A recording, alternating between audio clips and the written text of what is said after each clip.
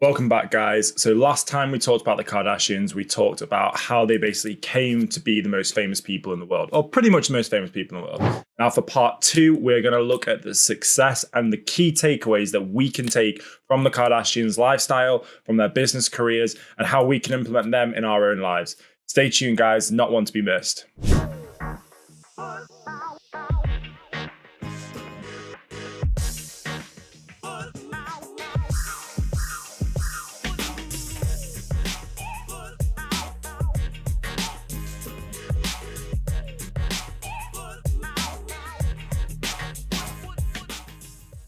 Welcome back to the channel, guys. And if you're new here, my name is Sam. I'm the founder here at SoSquared. We're a two-sided marketplace that connects businesses with content creators and helps them scale content for organic and paid media. And remember, guys, follow me on the rest of my social media channels and like, subscribe, and tap the bell icon to stay up to date with all the latest details. So first, let's look at the Kardashian and Jenner family and see what business success they have right now. So you got Kylie Cosmetics with Kylie Jenner, KKW Beauty with Kim Kardashian, Skims with Kim Kardashian. You got Dash, which is like Kourtney, Khloe, Kim, and Rob Kardashian. Arthur George, which is Scott Disick. Poosh, which is Kourtney Kardashian. Good America, Khloe Kardashian. 818 Tequila, Kendall Jenner. And VeVe Luxury, which is Kim Kardashian.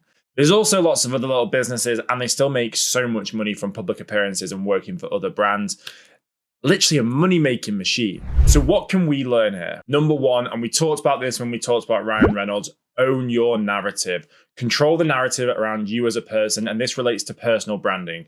The Kardashians use Keeping Up with the Kardashians to build their personal brands, build a persona around them, their personal lives, their family lives, and everything else around.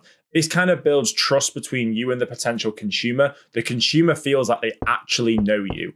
Control every little aspect about it, because ultimately, big media will come in and try and absolutely slander you. This can be detrimental to businesses. We've seen multiple times where people have been cancelled, and it's also pulled big brand deals or seen their products absolutely bottom out. The next is to diversify your ventures. Now, I've just been through all the different businesses, and obviously there's a lot more that the Kardashians and Jenners are doing. But ultimately, they are beauty, fashion, FMCG, you have the Tequila brand, you've got some lifestyle brands. If you diversify your whole portfolio, it's like investing. You don't just invest in tech stock. You literally need to diversify, because ultimately some things are going to be popular, some things are not. 818 Tequila is massive at the moment. There's a huge rising trend around tequila drinking, etc. So that's a really good place to be. Now, that's not necessarily going to be around forever.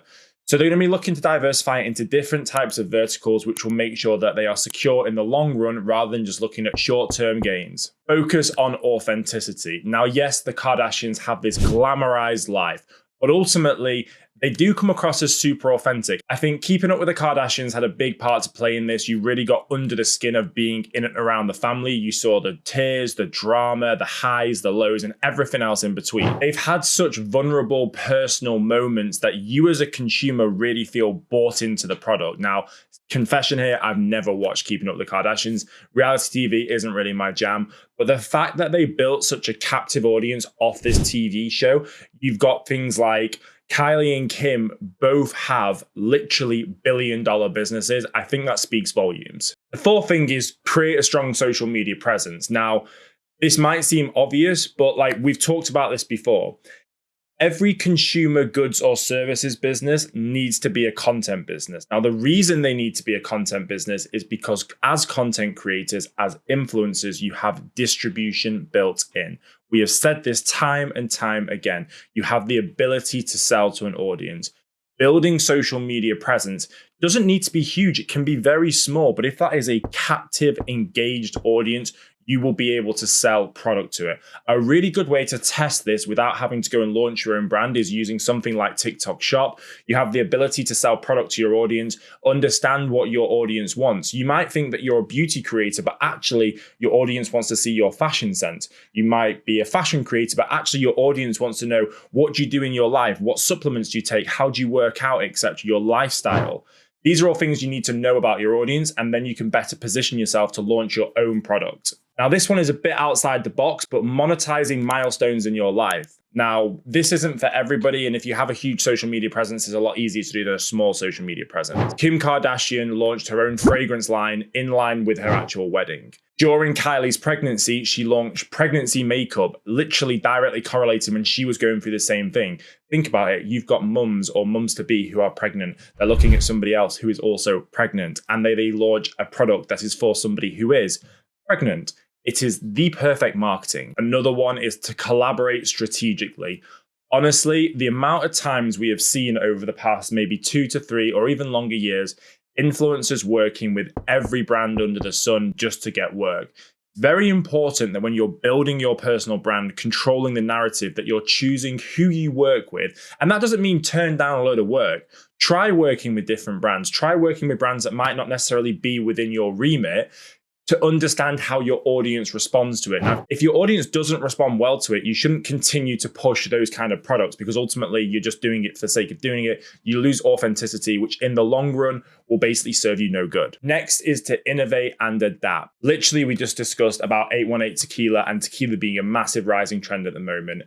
Kim Kardashian, when she launched Skims, the bodysuit kind of like hugging thing, that was absolutely genius.